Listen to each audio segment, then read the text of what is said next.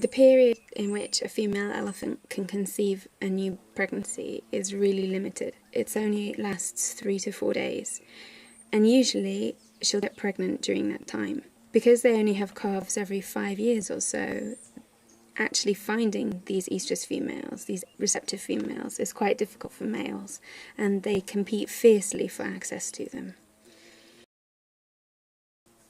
In this film you can see Christian, a young male, he's only 25, is following Oprah and he mates her. The prelude to mating is that the female will walk ahead of the male, he'll follow her, she's reaching back with her tail and you can see that he's touching her with his trunk. She will normally run a few steps and then she'll allow herself to be caught and mated. Males need to put their trunks across the back of the female as a signal for her to stop. She's allowing him to mate her. So this is how females choose. She doesn't have to cooperate. So she's actually chosen to be mated by Christian.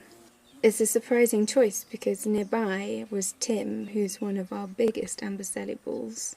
He was born in 1969, which makes him 44 this year.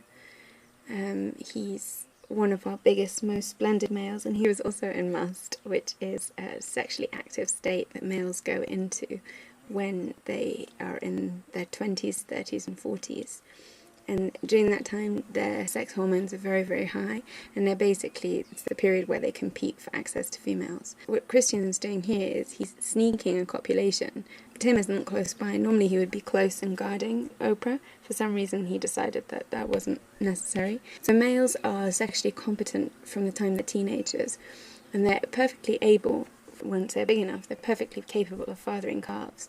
So if this was the end of the story, Christian would probably father Oprah's baby. Females usually choose to mate with the biggest, oldest males because they're the most experienced males, and because she's investing such a lot in a pregnancy, 22 months of pregnancy plus another several years of calf dependency, not just from a suckling point of view, but the social dependency that calves have on their mothers. For elephants that lose their mothers before they're 2 years old, the outlook is bleak. And that's because although young elephants taste and try and eat vegetation from a very young age, they just can't sustain their growth on vegetation alone. They need the calories of their mother's milk. But even beyond this, for calves who lose their mothers between the ages of 5 and 9, there are long-term consequences. Our analysis show that these animals experience an elevated mortality risk that lasts into their 20s. And that just goes to show how important that mother-calf bond is. It goes well beyond the giving of milk and the nutrition. It's about social support, it's about learning, it's about confidence. And so the stress that individuals go through who lose that support just compromises their overall survival. So once Christian has mated, Tim comes into the picture.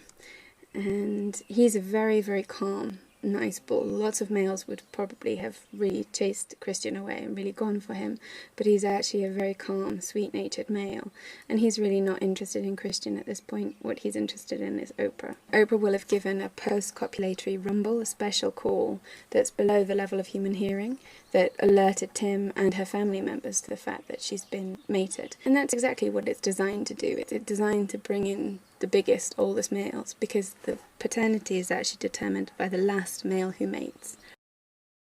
And what's interesting about this interaction is that Tim approaches, but Oprah moves back towards Christian, and that little foot wave you can see is a measure of uncertainty.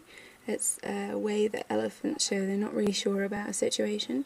Oprah's an experienced female, so it's surprising to me that she's choosing like this, but maybe she's just decided that Christian's a nice option. So she really, really avoids Tim to start with, so he's got his work cut out to persuade her that she does actually want to mate with him as well. And that trunk over the tusk is him being casual, so he's purposefully signalling that he's relaxed. He's not going to be aggressive. You can see that Tim's more than twice her size. The ear flap is him calling, is giving a particular must rumble and talking to her.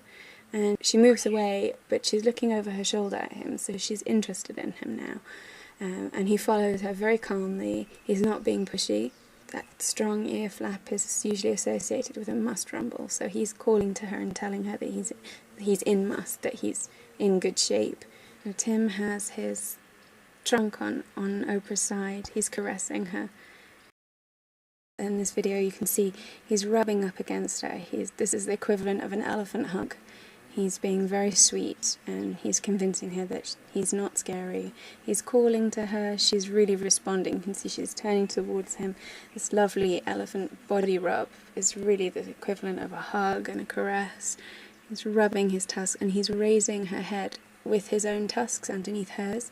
That is what elephants do when they greet each other. So he's physically putting into her position that she feels good. It's a positive position, positive posture for elephants.